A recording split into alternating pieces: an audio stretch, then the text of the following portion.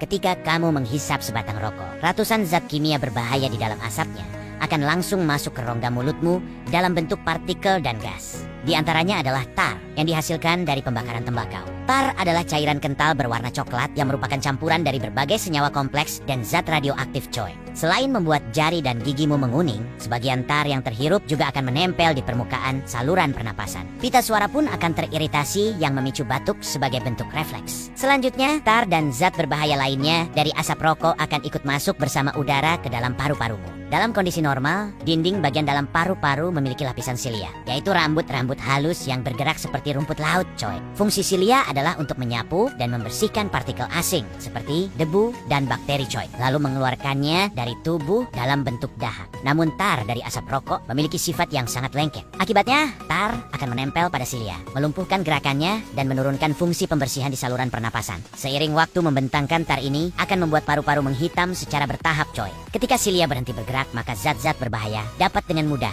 mencapai alveolus. Alveolus merupakan tempat terjadinya pertukaran gas. Oksigen yang kita hirup akan masuk ke aliran darah melalui alveolus dan diangkut oleh hemoglobin ke seluruh tubuh coy. Sementara itu, limbah berupa karbon dioksida akan berpindah dari darah ke alveolus untuk kemudian dihembuskan keluar dari tubuh. Namun, karbon monoksida yang ikut masuk bersama asap rokok memiliki daya ikat yang jauh lebih kuat pada hemoglobin dibandingkan oksigen. Akibatnya, karbon monoksida akan mencuri tempat oksigen pada sel darah merah, sehingga secara drastis mengurangi kemampuan darah untuk membawa oksigen ke seluruh tubuh coy. Pada saat yang sama, nikotin dari asap rokok juga akan dengan cepat masuk ke aliran melalui paru-paru, dan hanya dalam hitungan detik zat ini akan sampai ke otakmu coy. Di otak, nikotin akan mengikat reseptor sel saraf, memicu pelepasan dopamin dalam jumlah besar. Dopamin inilah yang membuatmu merasa senang, rileks, dan puas coy. Inilah alasan mengapa banyak orang merasa butuh merokok ketika mereka lelah, jenuh, atau cemas. Namun, efek nikotin di dalam tubuh hanya bertahan selama beberapa jam coy. Nikotin akan pecah oleh hati dan dikeluarkan melalui urin. Begitu rangsangan nikotin hilang, kadar dopamin akan turun drastis. Akibatnya,